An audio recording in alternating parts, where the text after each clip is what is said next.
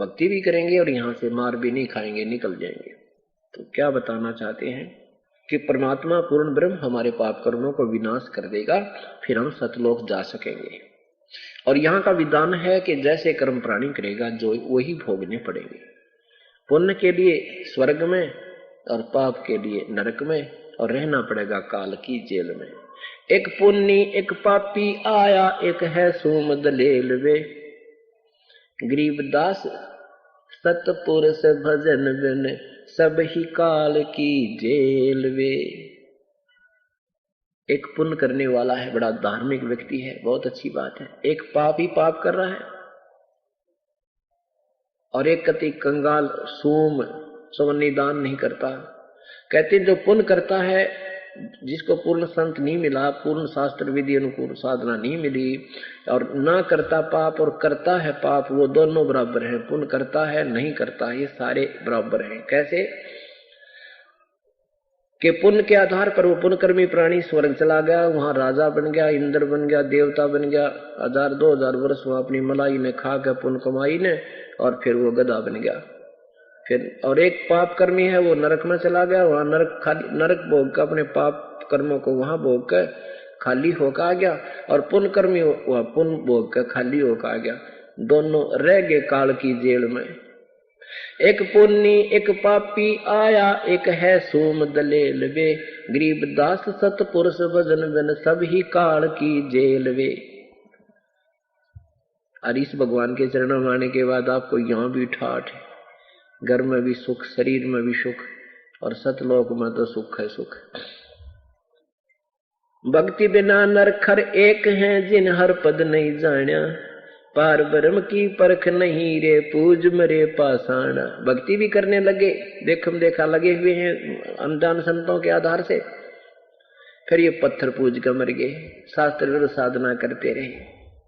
पार ब्रह्म, एक परब्रह्म होता है, एक पार ब्रह्म, एक ब्रह्म। ब्रह्म ये ज्योति निरंजन काल है, जिसके 21 ब्रह्मांड है, और परब्रह्म ये 7 संग, इससे नेक्स्ट भगवान दूसरा 7 संग ब्रह्मांड का मालिक ये परब्रह्म है। और पार ब्रह्म कहो चाहे पूर्ण ब्रह्म कहो, वो पूर्ण परमात्मा सतपुरुष है। पार माने सब तरह पार, परला पार, सबसे परला पार, सबसे परले पार, ऊपर सतलोक में वो परमात्मा पार ब्रह्म है, वो सतपुरुष है। तो क्या कहते हैं, भक्ति बिना नरखर एक हैं, जिन हर पद नहीं जान्या, पार ब्रह्म की परख नहीं रे, पूज मरे पाषाणा। सथावर जंगम में जगदीश में, व्यापक ब्रह्म बिनानी, निरालंब न्यारा नहीं दर्शाए, भुगते चारों खानी। तुम एक पत्थर को ढूंढने पूजने जा रहे हो मंदिर में, फिर तो परमात्मा निराकार शक्ति सब जगह व्यापक है उसकी। अब देखो सूर्य का प्रकाश सब जगह गिर रहा है, और इस सूर्य के प्रकाश की तलाश अंधा आदमी, और कोई तो पहाड़ पर पूजन जाको लगा थोड़ा गर्म गर्म सा यहाँ पे, अरे पे नादान कहेंगे, तो वो तो सब जगह ही है।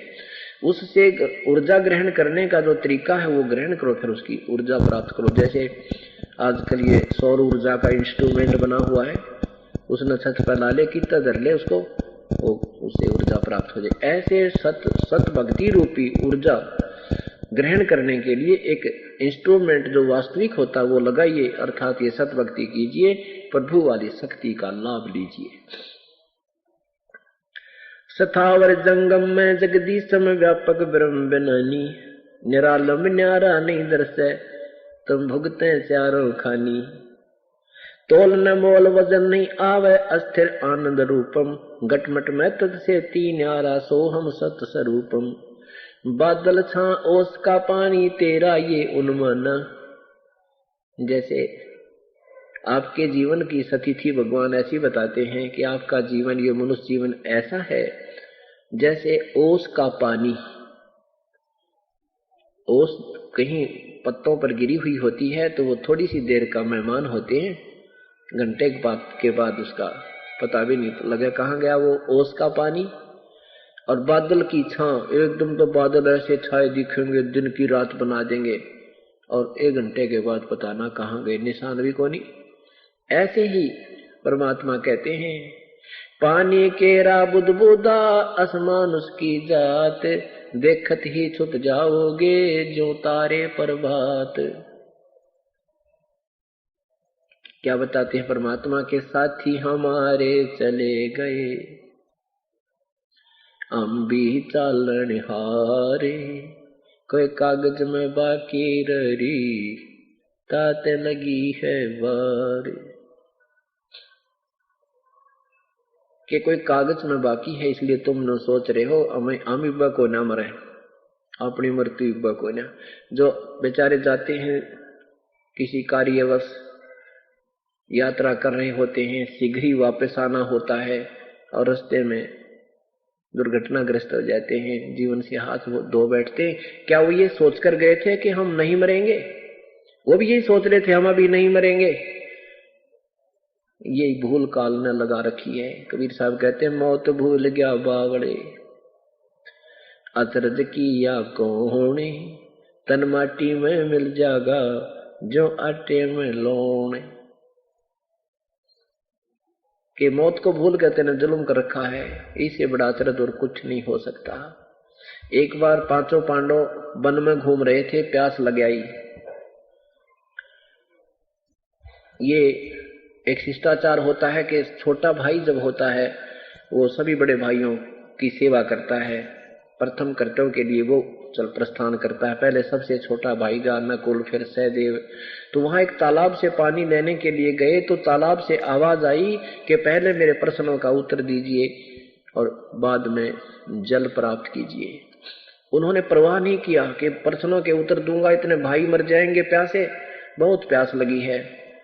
उसने जो ही लोटा उठाया पानी भरने के लिए पात्र जल की तरफ रख किया, वो मृत्यु को प्राप्त हो गया। कुछ देर के बाद सहदेव गया, फिर उसके बाद उसने भी ऐसा ही किया, नहीं परवाह की उसकी आकाशवाणी की, तो वो भी मर गया। फिर अर्जुन भीम गया, फिर अर्जुन भी मर गया। इसी स्थिति में युधिष्ठिर जाता है। बाद में युधिष्ठिर गया तो उसने भी सोचा भी भाई तो मरे लिए, तो भी आप भी मैं भी मरने वाला हूं, प्यास बहुत है, लगता है ये भी प्यासे मरे होंगे। उसने भी पानी पीने के लिए जो ही तालाब की तरफ हाथ किया तो आकाशवाणी की कि मेरे प्रश्नों का उत्तर दो पहले, बाद में पानी जल ग्रहण करना, नहीं तो तेरी हालत भी तेरे भाइयों जैसी हो जाएगी। युधिष्ठिर ने कहा कि प्रश्न करो कि संसार में सबसे बड़ा अचंभे की बात कौन सी है। युधिष्ठिर ने उत्तर दिया कि सबसे बड़ा अचंभा यह है कि हम रोज दुनिया को मरते देखते हैं, अपनी चिंता कभी नहीं करते, इससे बड़ा अचंभा और कुछ नहीं हो सकता। तो यहां परमात्मा भी कहते हैं कि मौत भूल गया बावड़े, इतना अचरज किया कौन, तन माटी में मिल जाएगा जो आटे में लो। बादल छा ओस का पानी तेरा यो उन्मन, हाट पटन कृत्रिम सब झूठा यो रंचक सुख लपटाना।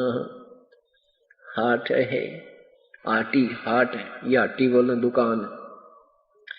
पटन अगर तुझे ये नगर तू अपना मानना, मैं उस गांव का हूं, यो मेरा शहर है, ये मेरा राज्य है, कहते हैं ये तो झूठा सुख लिपटाना, रिंचक सुख लिपटाना। कति सब झूठ है भाई, ये कृत्रिम सब झूठा, ये रिंचक सुख लिपटाना। तुझे यहां फंसाने के लिए ऐसा था, तुझे सुख नजर आ रहा पर ये सुख है, सुख नहीं है।